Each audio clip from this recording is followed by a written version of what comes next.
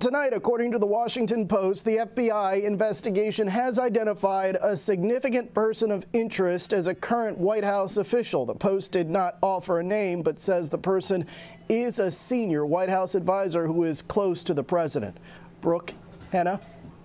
Okay, Jeff, let's start with that Washington Post report. It seems to advance the story because it means that there was possible coordination, not just with someone who was part of the campaign, but someone who is now in the White House. So how should we understand this phrase, significant person of interest? What does that mean legally?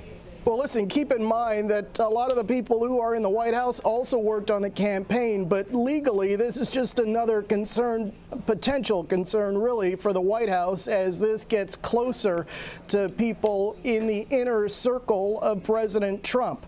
The Post did not name who it was, but we know that there are several people, the Attorney General, Jeff Sessions, who had contacts with the Russian ambassador, as well as Jared Kushner, who also had contacts with the Russian ambassador and then met with the head of this bank. It's the VEB Bank, which is a state-run bank and has ties to Russian intelligence. So even though the Post hasn't named who they were identifying there as this person of interest, it is just another headache for the White House, even though the president is off on his foreign trip. And Jeff, as the investigation appears to be entering what the Post described as a more overtly active phase, what will the acceleration of the probe mean in the upcoming weeks? Well, listen, as I described, it's more headaches for the White House. I mean, look at this week alone. It's almost like every day at 5:30 there is some breaking news that the White House has to respond to, and they've gotten to the point where they're not even denying some of these accusations.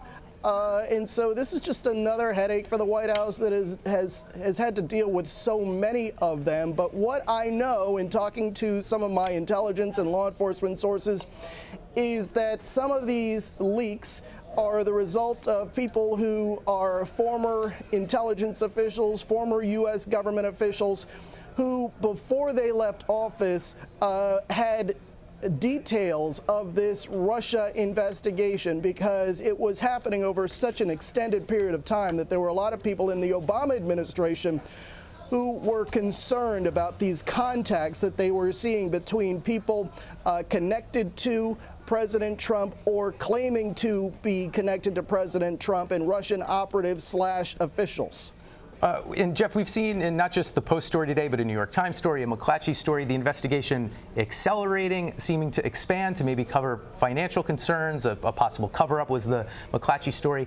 What do all these new threads tell us about where the investigation is headed and what trouble it could be for the White House? Well, what it says is that this investigation is moving ahead. Despite what the White House has said, we know that the president has called this a scam, a ruse. This is a serious investigation that it affects a lot of people who are around and have been around Donald Trump in the past. And so this is a serious thing. It is moving ahead. It's not contracting. It seems to be expanding based on what we're being told. And so that is, as I said, more headaches for the White House and President Trump. Jeff Begay from Washington, D.C. Thank you, Jeff. In stereo. Thanks. Okay.